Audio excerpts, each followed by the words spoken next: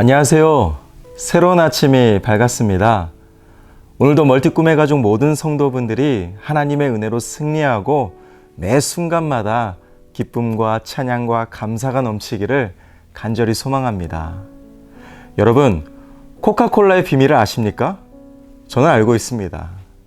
아주 깜짝 놀라실 거예요. 저는 어릴 적에 제가 다녔던 모교회는요, 그 전반적인 교회의 신앙 스타일이 막 뜨거운 불파였습니다. 그래서 막 주여 3창, 주여 7창, 막 방언 기도, 모든 성도가 막 방언으로 기도했던 그런 뜨거운 교회였습니다. 그래서 그런지 제가 중학생 때 이제 교회학교 여름 캠프를 간 적이 있었는데요. 3박 4일을 밤새도록 막 기도를 시키는 거예요. 근데 딱 하나의 목표가 있었습니다. 기도를 시키는 이유가 다 방언받게 하려고. 한 100여 명 갔었나요?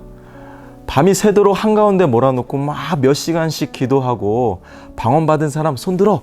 손들면 조금 뒤로 자리를 비켜주고 또 안 받은 친구들은 또 이제 더 좁게 모여서 막 집중적으로 기도하는데요. 마지막 날 강사 목사님과 모든 선생님들이 딱 2명 때문에 두 손 두 발 다 들었습니다. 방언을 못 받은 2명. 그 중에 한 명이 저였어요.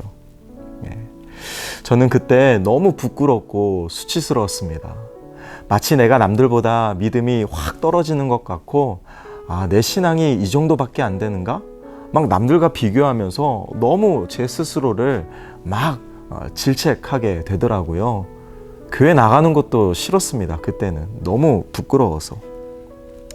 그런데 그 캠프 중간에 밤마다 제가 방언을 못 받아서 좀 마음의 불편함을 갖고 있으니까 저희 그 반 선생님이 교회학교 선생님이죠. 노하우를 알려주겠다고.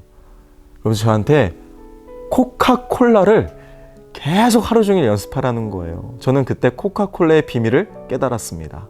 코카콜라만 계속하면 오늘 밤 방언 받을 수 있어. 막 이런 얘기를 하시는 거예요. 그래서 저는 하루 종일 코카콜라 엄청 했습니다. 혀가 풀리도록. 근데 못 받았어요.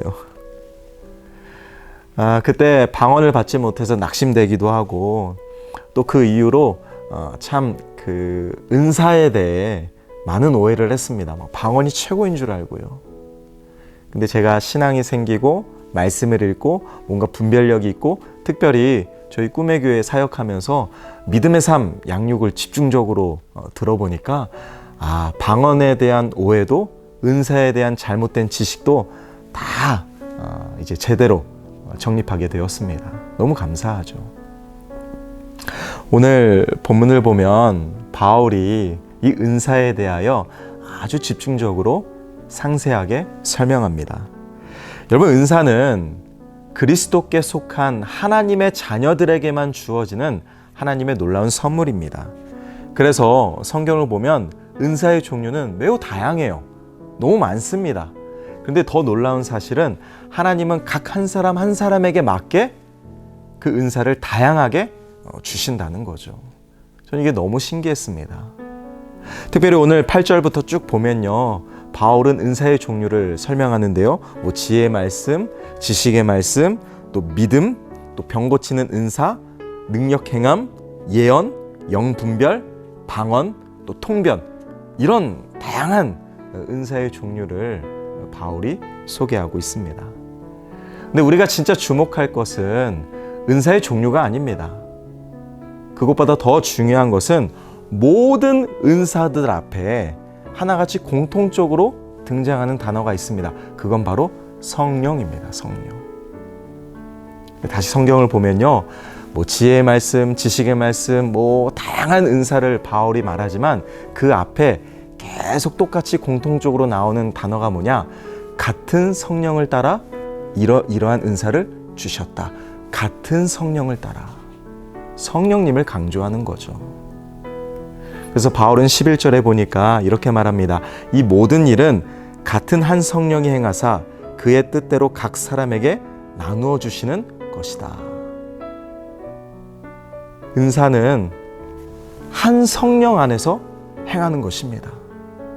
그리고 하나님의 그 크신 뜻대로 각 사람에게 맞게 그 은사를 다양하게 주신 거예요. 너무 신기하지 않아요? 모든 성도들이 다 똑같이 기계적으로 똑같은 은사를 받은 게 아닙니다. 각자에 맞게 하나님의 뜻대로 다양하게 은사를 주신 거예요. 선물로. 그럼 왜 다양하게 주셨을까요? 서로 다른 다양성을 조화롭게 함께 버무려서 그리스도의 몸된 교회 공동체를 사랑으로 덕을 세우고 아름답게 섬기며 함께, 정말 함께 교회 공동체를 세우고 섬기라고 다양하게 주신 겁니다. 그래서 은사는요, 다양성을 존중하되 통일성을 강조하는 거죠. 우리는 가끔 은사를 내 재능이라고 착각할 때가 많습니다. 근데 은사와 재능은 다릅니다.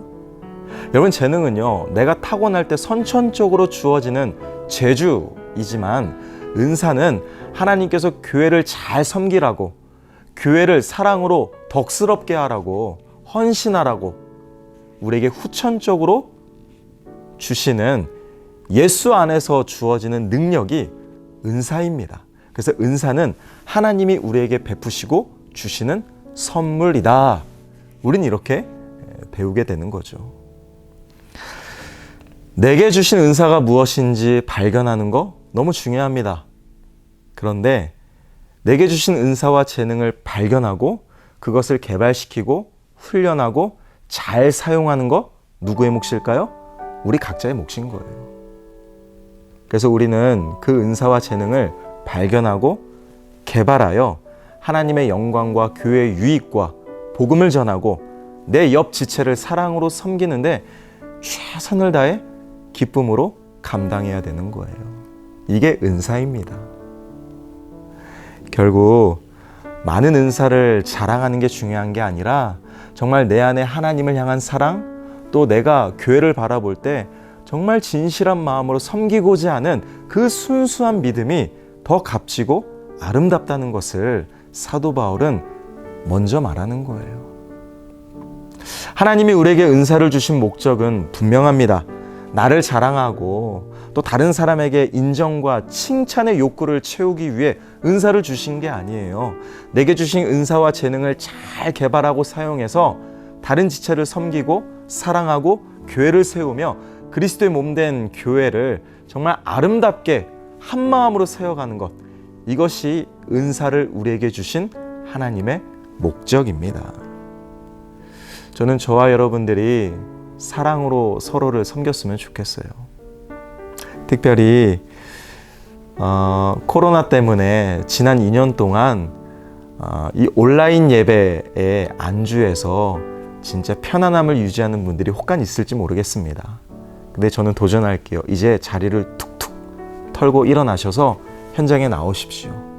그리고 우리가 속한 이 교회 공동체 안에 여러분이 섬길 그 섬김의 자리, 여러분의 은사를 잘 활용할 그 자리가 한 자리 있습니다.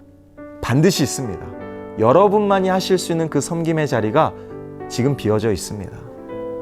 저는 저와 여러분들이 하나님이 여러분에게 주신 그 은사와 재능을 잘 사용하고 또 교회의 덕이 되고 다른 지체를 사랑으로 섬길 수 있는 멋진 그리스도인이 우리 모두가 되었으면 좋겠습니다. 기도하겠습니다. 사랑의 아버지 하나님, 우리가 이 땅을 살아가면서 하나님이 내게 주신 은사와 재능을 따라 교회를 섬기고 또 하나님의 나라와 복음의 유익을 위해 잘 쓰임받고자 개발하고 훈련하며 진실되고 겸손하게 하나님의 영광을 위해 살아가는 멋진 그리스도인이 우리 모두가 되게 하여 주시옵소서.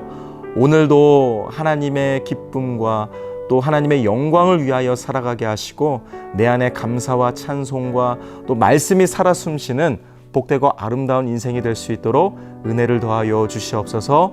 감사드리며 예수 그리스도의 이름으로 간절히 기도합니다. 아멘.